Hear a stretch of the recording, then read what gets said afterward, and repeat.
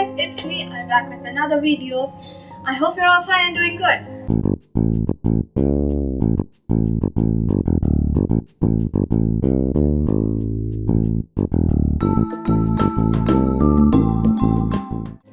Today I decided to give you guys 7 tips on how to write the perfect story for beginners.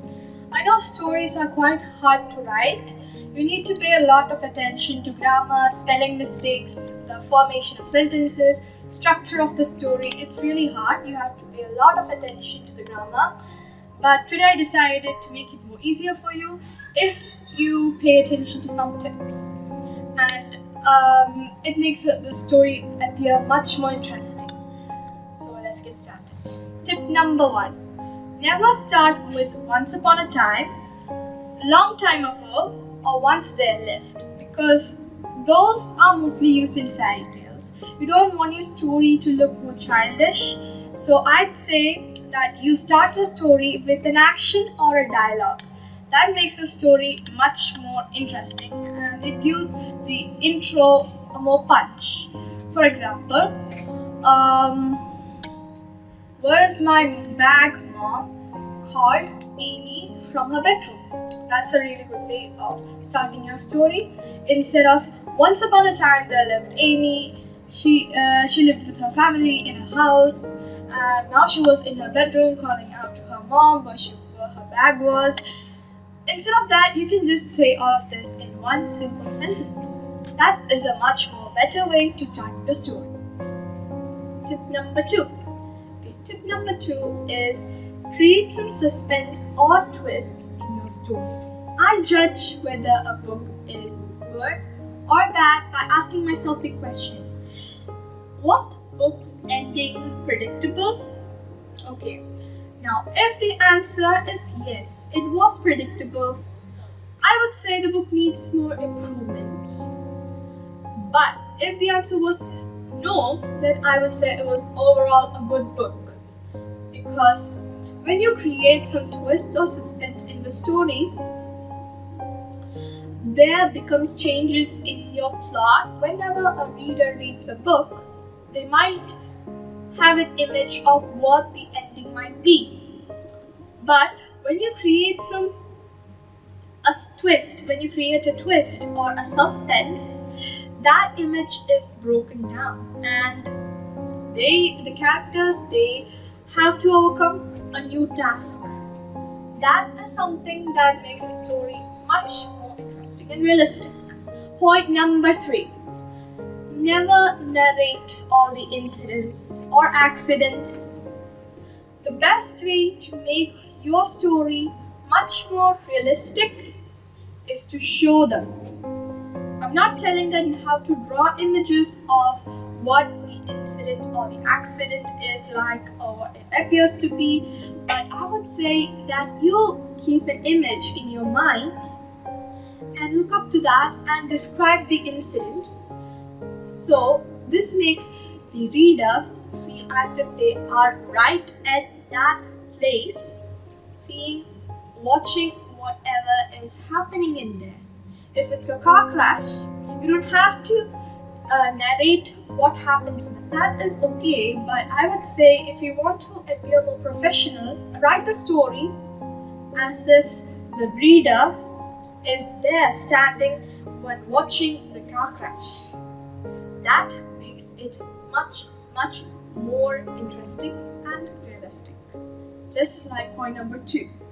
Point number 4. Write the story from the character's perspective or point of view. That makes your story more realistic. Not only that, the reader, the person reading the book, gets to know much more about the character. There are some books like Percy Jackson and the Heroes of Olympus in which each chapter contains different perspectives of different characters.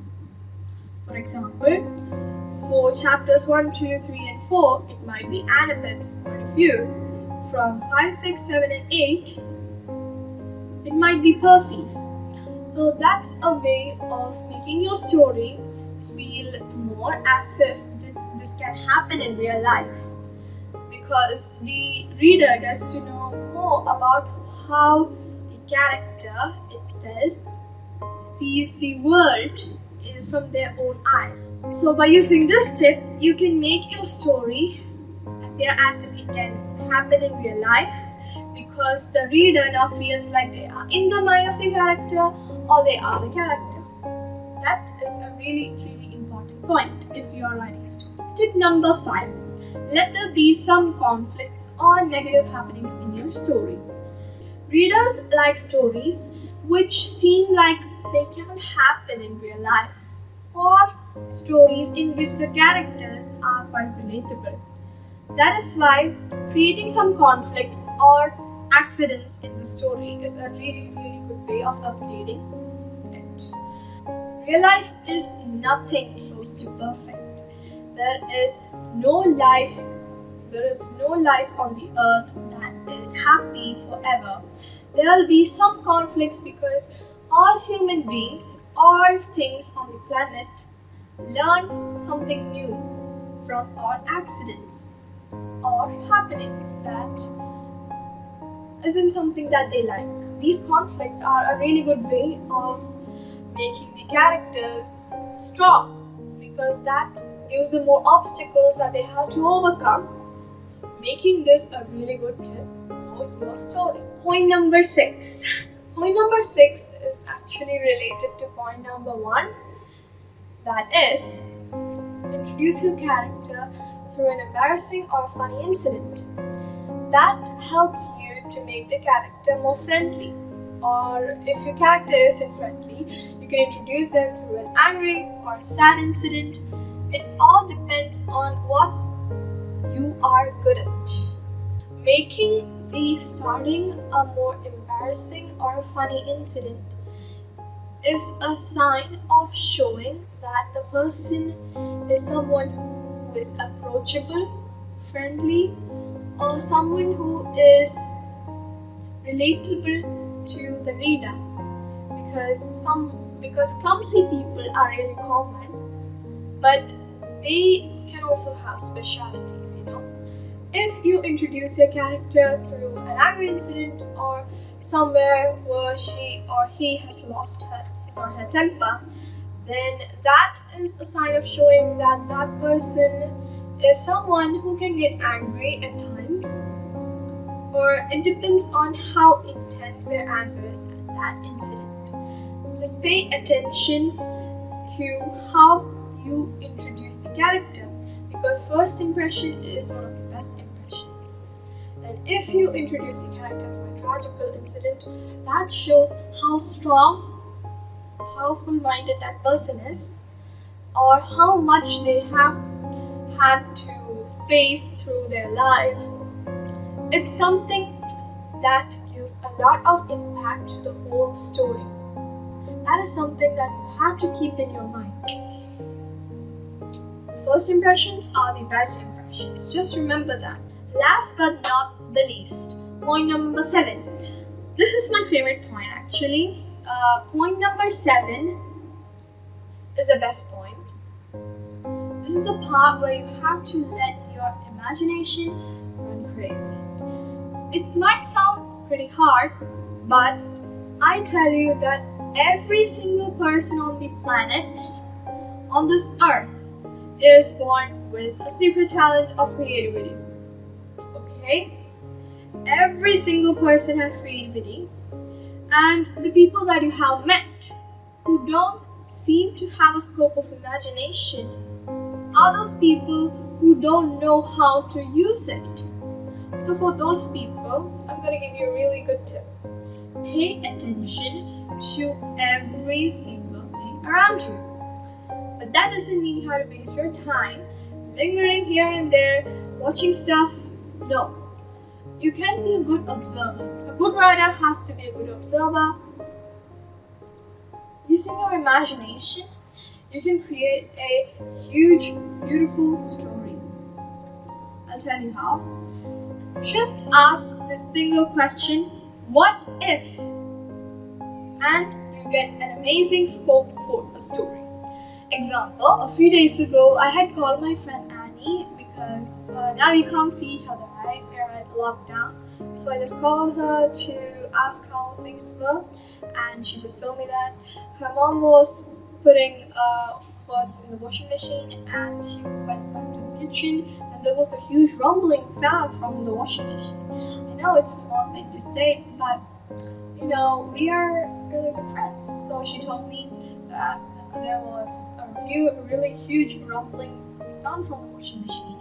But then when they went to check it out, it was nothing. It was just a small sound. It was nothing special or huge, nothing to worry about. But then I didn't pay much attention to it. But then after some time I realized, why didn't I ask my question, what if? And use my imagination. So I asked myself, what if a goblin had opened a secret portal from another interdimensional world and had come into planet Earth and had landed by mistake into Annie's mom's washing machine? That created the rumble. That's when Annie and her mother came to check it out, but then the goblin, he hid away and they couldn't find him. So by asking such a question, you get a really huge scope for an intro of a story. This can be just using two tools. That is, 1, your imagination, and 2, observation. You can create the perfect start for an amazing story. If you want to write a perfect story, only pay attention to the 7 points that I stated right now: grammatical errors, structure of a sentence, structure of a paragraph, structure of a story, and you'll make the perfect, awesome story. I wish you best of luck if you're going to start right now, and let your story be amazing. Please tell me in the comments below, what do you think of these 7 tips? Tell me if I need any improvement, as I'm a beginner. And if you like the video, please give it a huge thumbs up. And if you feel this is interesting, please subscribe. I'll be back with more videos. Till then, bye, take care. Tip number 2 is Tip number 2 is point number 4. Point number 4 is, it's a really good thing. There are